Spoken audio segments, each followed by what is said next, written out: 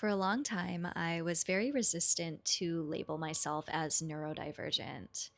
And the reason for that is because I am just in general resistant to labels, which I think is a little neurodivergent of me, but we'll come back to that in a second.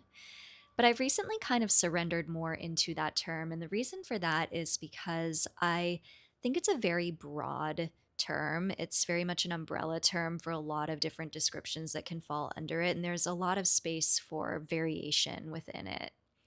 So, the reason why I felt inspired to make this video and to share a little bit about my story is because I recently read this book called I Who Have Never Known Men. Now, before you click away, this is not going to be a feminist rant or a man hating video in any way. I think this book does a really beautiful job of illustrating what it's like to be a neurodivergent person in the world. So, I wanted to talk a little bit about that and a little bit about my story. So, for all the little fellow weirdos out there who have felt like they don't belong in the world, then this video is for you. And I would love to hear your story as well in the comments. Let me know how this video resonates for you. So, this story is a science fiction story, and the premise is basically that these 40 women have found themselves in captivity underground, and they've been there for many years and they don't know why they're there. And the main character was taken into captivity when she was a very small child. So, she has no memory of her life outside of the cage. Whereas the other women were older, they were adults when they were taken into captivity. And so they remember their lives, they remember their husbands, they remember their children. And so, as you can imagine, their lives inside of the cage and their experience of life was quite different from the main character.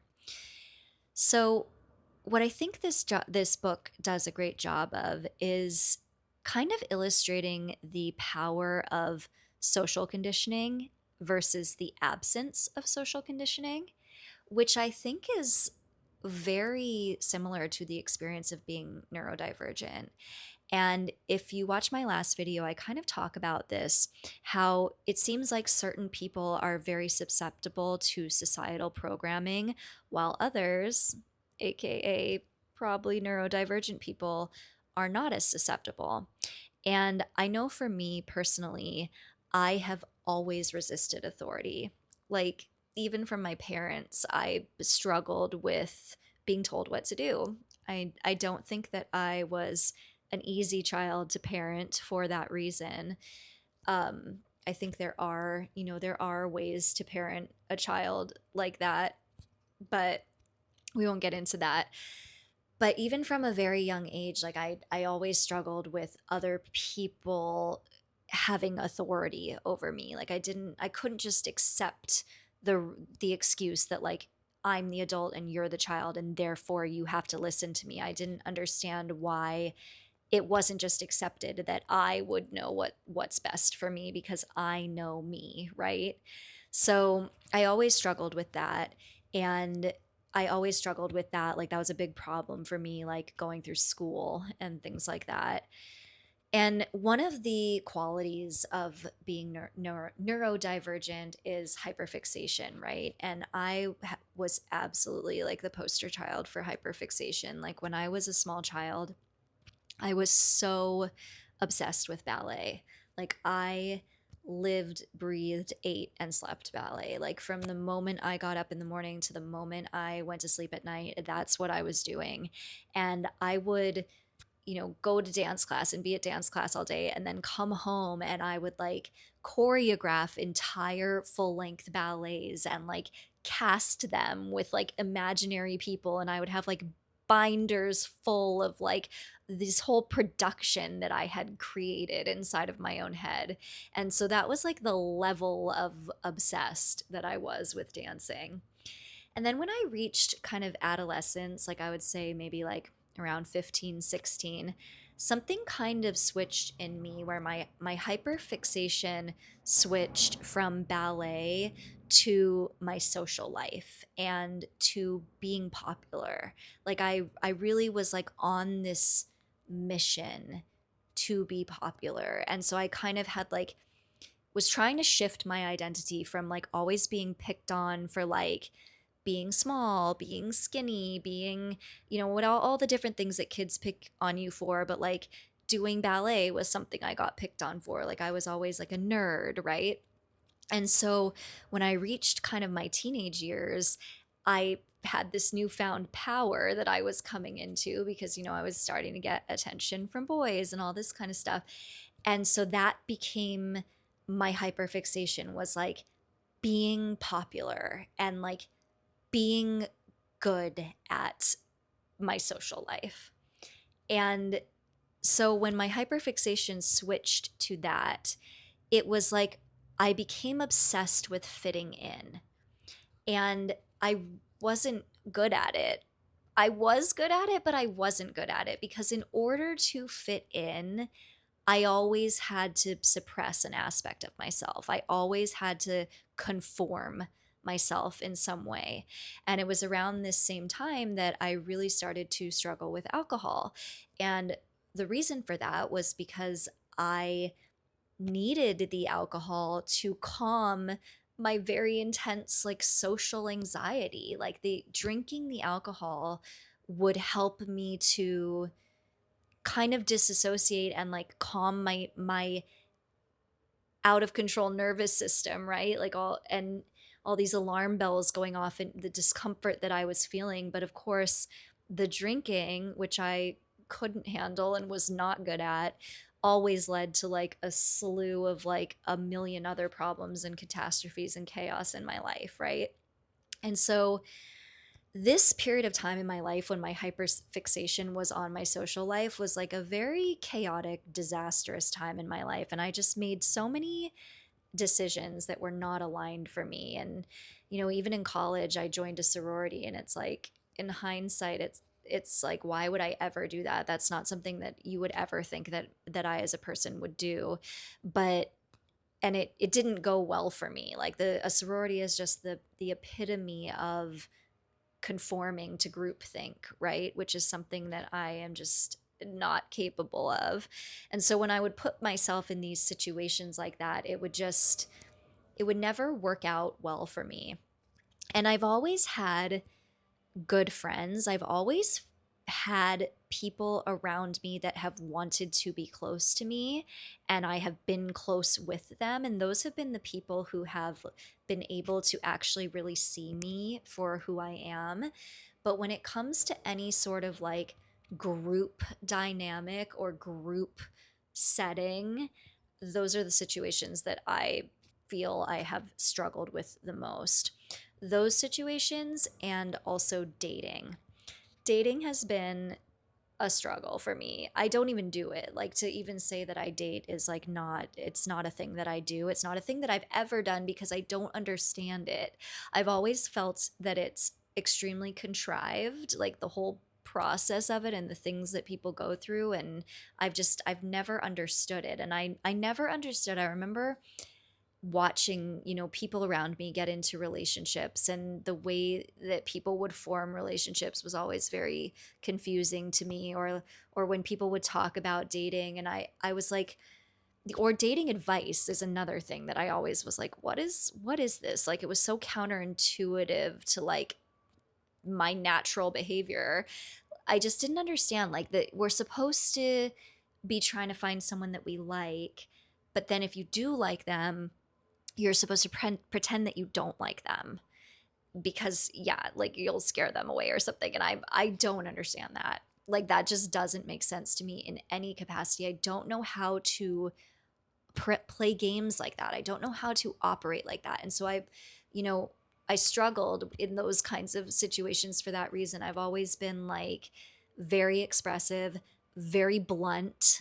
I've had to learn how to like reel this stuff in a little bit and then learn how to like rechannel my energy and my voice and my expressiveness in constructive ways. That's been like a big lesson for me and something that I've had to learn.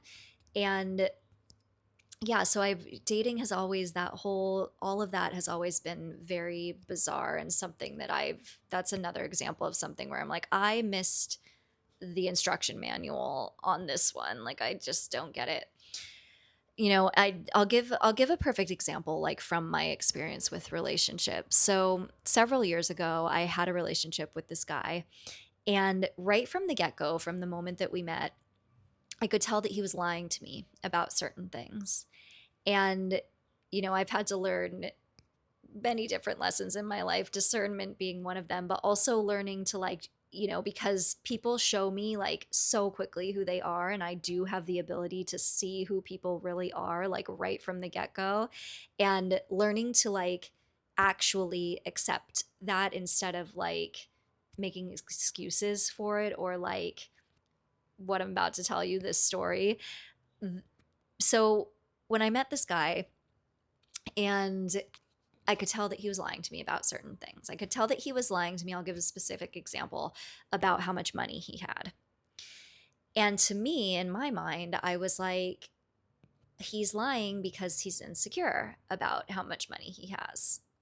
That makes perfect sense to me, right? And so I'm like, okay, but I don't care about how much money he has. Doesn't matter to me. And so if he would, when he just realizes that and he tells me the truth, then it'll bring us closer, and we can, move past that, because I don't care about that stuff, right? But that's not the way it works, because he was not sitting there on his end and thinking to himself, I'm so insecure about how much money I have, so I'm going to lie to her about it. He was just a liar. He was just lying from an unconscious place. Like, while I was right, and that is, the root of why he was lying, he hasn't come to terms with that aspect of himself, right? Like, he's just lying because he's comfortable with lying. Lying is how he suppresses the parts of himself that make him uncomfortable, and the parts that he's not willing to face, right? And so I would get myself into kind of sticky situations like that by like seeing people more deeply than they were even ready or willing or able to see themselves. And as I got older and I started to kind of spend more time in the music scene, and was going to these different events and all this kind of stuff, I always struggled, because I felt like people were always presenting themselves as like this persona that they had created. And to me, it looked like a costume, and I was much more interested in knowing the real person. Like, I always struggled with like rave names, and like people who had were like, I'm Sunflower or whatever, and I'm just like, but I want to know who you really are, right? Like, I just and I think that in those types of situations in particular, like when you are like a truth seer and like a light bringer, people don't like it, right? Like, you make them uncomfortable. And I've had to learn like a lot of lessons around how my presence has like triggered people, and how that actually hasn't been like a defect within me, because it's hard when you grow up like this, and people don't like you as soon as they meet you for various, different reasons, and you take it, you're like, there must be something wrong with me, right? And so you have to learn, it takes a long time to learn how to navigate social dynamics. And I've often felt like I'm like this little anthropologist, like in all these different situations that I find myself in, I'm just like studying the humans, right? Like, I'm trying to figure out like why they do all these weird little things that they do. And I think that what's really helped me throughout my life as I've gotten older is honoring my solitude, right? Like, honoring the importance of having a sanctuary, a space that is all my own, that I can come back to, where I can just be alone in my own energy, alone in my own weirdness, right? Like, that is where I am absolutely the happiest, is when I'm just at home alone, doing my little thing and not having to explain myself to anybody. And I think over time, as I've really learned to heal myself and love myself and empower myself in all of these things, I've figured out how to channel my energy in productive and constructive ways. I've figured out how to place myself in environments that value me, environments that see me and appreciate me and that feel good to me, that calm and regulate my nervous system instead of activating and dysregulating me, right? So I kind of have had to figure out how to find those places and spaces, and that has really helped me to like blossom into my uniqueness. And because, being weird comes, while there are struggles, there are a lot of upsides to it, right? Like the hyperfixation, getting like really good at the things that interest you, and like that I just think is such a gift and such a skill. And like, yeah, there's a lot of like beautiful aspects to like being different and embracing that differentness, right? um so one thing that I loved about the main character's story in this book was that she kind of spent, without giving away, too much of the story, she spent a portion of her life doing what the group wanted to do, because she was, wanted to be in service to the group and be present with the group. But there was always this part of her that was like yearning for something else.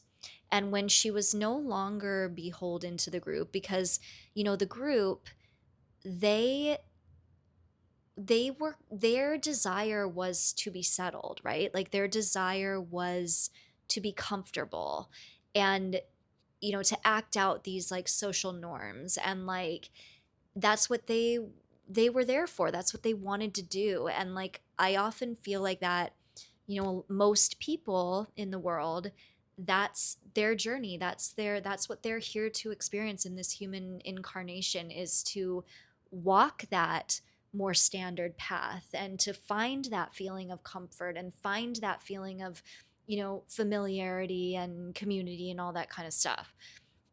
And for the main character in the book, when she was finally able to, not be beholden to the group anymore, she was able to adventure, to seek, to explore.